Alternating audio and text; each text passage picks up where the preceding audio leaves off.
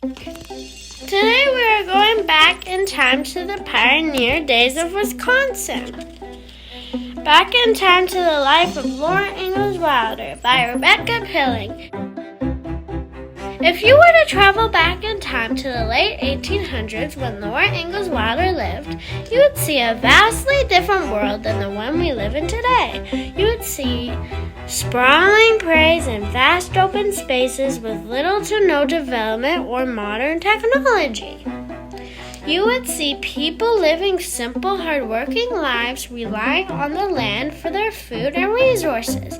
You would see families living in small, modest homes, often without electricity or running water. You would see people traveling by horse and buggy, and children playing outside with simple toys. You would see communities coming together for barn raisings, church service, and social gatherings.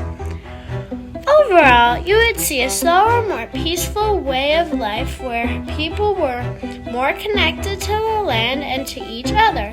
It would be a stark contrast to the fast-paced, technology-driven world we live in today. A typical day in the life of Laura Ingalls Wilder, when she was living in Walnut Grove, might have looked something like this. Laura would wake up early in the morning before the sun had risen to help her mother with household chores. She would start by fetching water from the well or nearby stream, and then help prepare breakfast for her family. After breakfast, Laura and her siblings would head out to do their chores on the farm. This could include feeding the animals, milking cows, gathering eggs, and tending to the crops in the fields.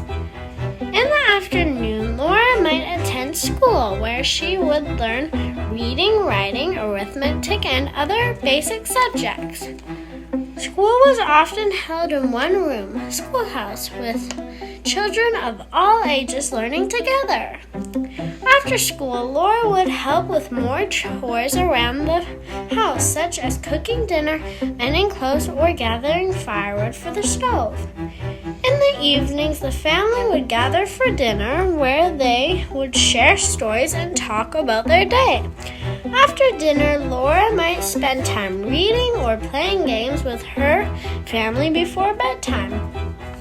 Overall, Laura's days in Walnut Grove would have been filled with hard work, but also moments of joy and togetherness with her family. Life was simple and focused on the essentials, with a deep connection to the land and community around her.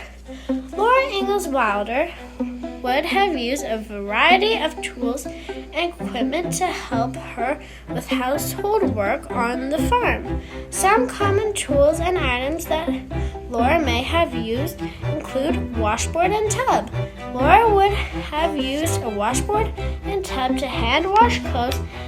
She would scrub the clothes on the ridges of the washboard to remove dirt and stains, and then rinse them in the tub. Iron and ironing board. Laura would have used a cast iron flat iron that was heated on the stove to iron clothes. She would press the hot iron over the fabric on an ironing board to smooth out wrinkles. Butter churn. Laura would have used a butter churn to turn cream into butter. She would agitate the cream by hand or with a crank to separate the butter fat from the buttermilk. Lye, soap, and wash basin. Laura would have made her own soap using lye and animal fat. She would use the soap to wash dishes, clean clothes, and bathe. She would have used a wash basin to hold water for washing. Hearth and cooking utensils. Laura would have used cooked meals on a hearth or wood stove. She would have used pots, pans, and utensils such as spatulas, ladles, and stirring spoons to prepare food. quilting tools. Laura may have used a quilting frame, needles, and thread to make quilts for her family. Quilts were often made by hand and were used for warmth and decoration. These tools and items were essential for Laura to effectively carry out household chores and tasks on the farm. They were simple but effective tools that helped her and her family maintain their home and livelihood. Thank you for listening.